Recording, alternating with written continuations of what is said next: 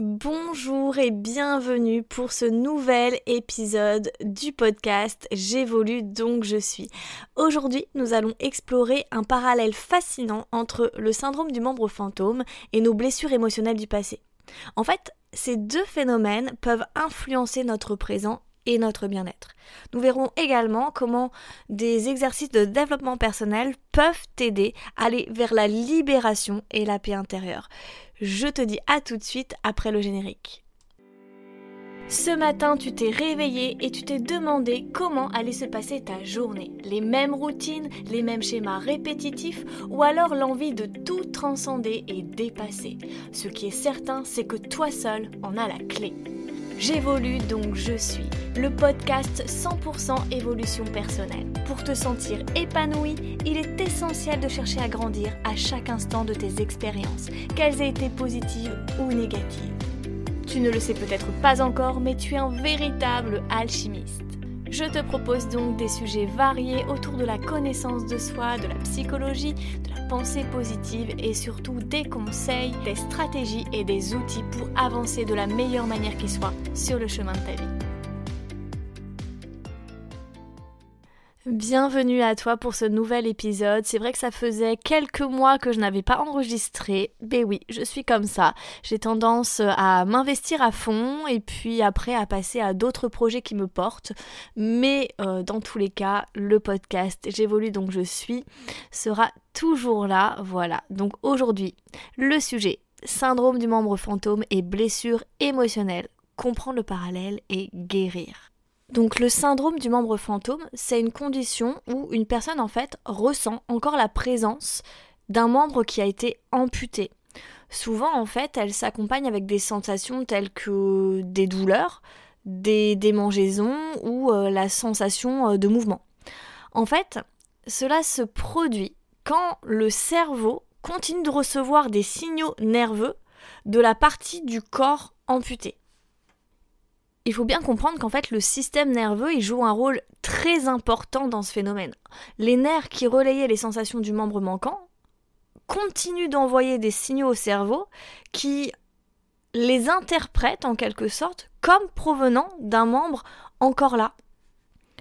Si je prends l'exemple d'une personne qui a été amputée de la jambe et qui continue de ressentir des démangeaisons au niveau de sa jambe manquante, même si le membre n'est plus là, les signaux nerveux transmis à son cerveau lui donnent l'illusion, en quelque sorte, que la jambe est toujours là. Et bien sûr, pour la personne qui le vit, c'est énormément perturbant. Cela peut générer du stress, de l'anxiété, de l'angoisse et bien sûr de la dépression. Donc ce n'est pas à prendre à la légère. Et je veux que tu comprennes que nos blessures émotionnelles du passé peuvent agir de manière similaire au syndrome du membre fantôme. Les expériences émotionnelles douloureuses, les traumatismes, peuvent laisser des traces dans notre esprit, conduisant à des schémas de pensée et des comportements persistants. En fait, ces schémas peuvent entraîner des réactions émotionnelles intenses dans notre présent. Souvent, c'est un petit peu en décalage avec la situation qu'on vit actuellement. Mais mine de rien, elles continuent, ces émotions passées, à nous influencer de manière complètement inconsciente, tout comme les sensations d'un membre fantôme persistent malgré l'amputation. Donc je vais te donner un exemple également dans ce cas. Imagine une personne qui a vécu une rupture difficile dans sa jeunesse. Même des années plus tard, elle peut ressentir une peur irrationnelle de l'abandon dans ses relations actuelles, car la blessure du passé continue de façonner ses émotions. Bon, l'objectif ici, c'est de faire un podcast assez court, donc ce que je te propose, c'est de te donner certaines pistes de réflexion, de travail, de développement personnel pour que tu puisses agir sur toi au mieux, au quotidien. Un exercice que j'aime beaucoup et que je pratique très régulièrement, c'est la pleine conscience. Donc la méditation, l'auto-hypnose pour mon cas, ce sont des outils puissants pour mieux comprendre et accepter tes émotions passées. De la même manière que les personnes atteintes du syndrome du membre fantôme apprennent à accepter leurs sensations persistantes. Alors attention, pour accepter, il faut avoir conscientisé les choses, d'accord? Donc il est nécessaire que tu fasses un travail aussi de conscience de toi-même, de comprendre que bah oui, dans telle situation, j'ai tendance peut-être à reproduire un certain schéma et qui vient de quelque part, donc de cibler la cause de ta problématique. À partir du moment où tu as conscientisé, en effet, tu peux partir sur ce chemin d'acceptation.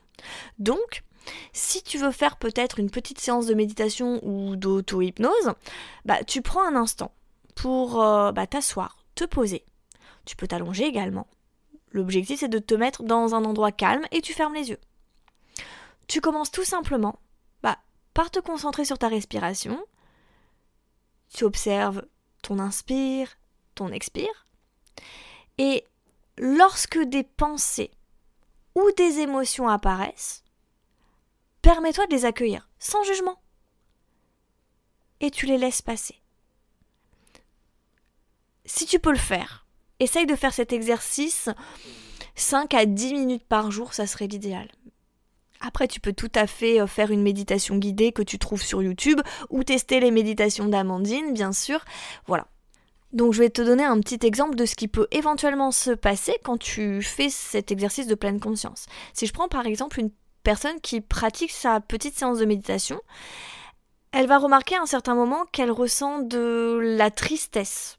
Mais elle ne sait pas vraiment d'où cela provient. En prenant un instant pour observer son émotion, sans la juger, juste l'accueillir, elle va avoir d'autres pensées qui vont venir à elle, instinctivement, et comprendre qu'elle est liée à une expérience peut-être du passé. Et donc, commencer à la traiter, tout simplement. Le deuxième exercice que j'aime beaucoup pratiquer de mon côté, c'est l'écriture. Pour moi, l'écriture, c'est vraiment un outil hyper puissant pour explorer nos émotions du moment présent face à une situation, mais également et surtout nos émotions passées. Et en écrivant, en fait, on peut remarquer l'influence qu'elles ont sur notre présent. Donc, ce que je te propose éventuellement, c'est de prendre un carnet, un stylo, et tu écris sur une expérience émotionnelle du passé qui t'affecte encore aujourd'hui. Essaye de comprendre comment cette expérience influence ton présent et quelle émotion elle suscite en toi. En fait, cette pratique, elle peut vraiment t'aider à obtenir une perspective différente. C'est-à-dire, elle va te permettre de prendre une certaine hauteur et finalement, juste le fait de poser sur papier, tu l'extériorises d'une certaine façon et tu actives déjà ton processus de guérison. Donc je vais te donner un exemple. Une personne peut écrire sur une dispute familiale qui l'a marquée par exemple. En analysant cette expérience par l'écriture, elle peut identifier éventuellement les schémas de comportement qui en découlent dans ses relations actuelles et travailler pour transmuter, échanger et donc agir autrement. Le troisième exercice que je peux te donner, c'est l'exercice de l'acceptation et de l'engagement. En fait, tout comme les personnes atteintes du syndrome du membre fantôme qui apprennent à vivre avec les sensations qui peuvent persister, nous devons apprendre à accepter nos émotions passées et à nous engager à vivre pleinement dans le présent. Alors, accepter, ça ne veut pas dire maintenir l'émotion, l'accepter quand elle circule. Certes, elle peut agir encore sur nous un certain temps, mais l'objectif c'est aussi comprendre que l'expérience qui est rattachée est de l'ordre du passé, donc il est également inutile de porter encore en nous l'émotion, tout simplement. C'est essentiel en fait. L'acceptation va de pair avec cet engagement à ne plus vivre en fonction de notre passé et d'être davantage axé sur le moment présent bien sûr. Donc en fait, pour pratiquer l'acceptation des émotions passées, déjà il faut les reconnaître. Et en les reconnaissant, tu peux tout simplement faire un chemin de compréhension de toi-même. Et à ce moment-là, tu peux faire un travail pour t'engager à les laisser partir, tout simplement. En fait, j'avais envie de faire ce parallèle entre le syndrome du membre fantôme et nos blessures émotionnelles du passé pour tout simplement te faire comprendre comment tes expériences t'influencent et te donner une optique pour établir ta guérison.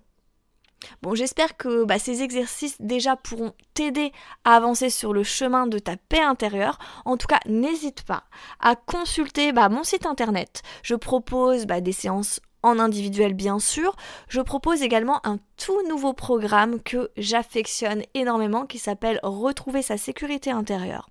Donc il va aller vraiment sur ce chemin de la compréhension de soi, comprendre les insécurités que tu peux porter, t'aider justement à comprendre comment tu fonctionnes aujourd'hui de par tes blessures du passé, les traumas, etc. et t'aider justement à reconstruire un soi plus juste et surtout qui se sent en paix et en sécurité.